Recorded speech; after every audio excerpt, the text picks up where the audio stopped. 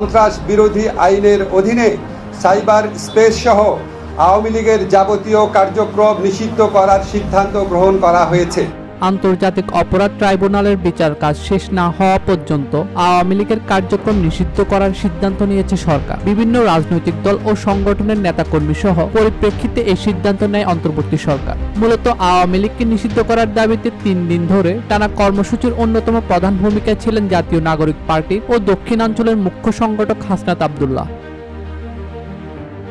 রোববার ভোরে তার ব্যক্তিগত ভেরিফাইড ফেসবুক অ্যাকাউন্টে এক স্ট্যাটাসে তিনি বলেন, লীগ ধর জেলে ভর। দেখা যায় হাসনাত আব্দুল্লাহ সেই স্ট্যাটাসে 2000-এর বেশি শেয়ার ও 9000-এর বেশি কমেন্ট করেছেন নেটিজেনরা।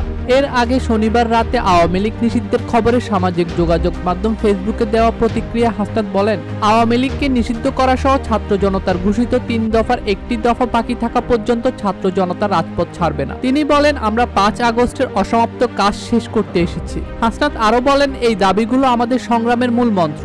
এগুলো কোনো রাজনৈতিক ছক নয়, এটি মূলত জুলাই অভ্যুত্থানে শহীদদের রক্তের বিনিময়ে গঠিত দাবি। প্রিয় সংগ্রামী সহযোদ্ধারা, আপনারা ঐক্যবদ্ধ থাকুন, কোনো ষড়যন্ত্রের ফাঁদে পা দিবেন না। দাবি আদায় না হওয়া পর্যন্ত এই আন্দোলন চলবে বলেও জানান হাসনাত আব্দুল্লাহ।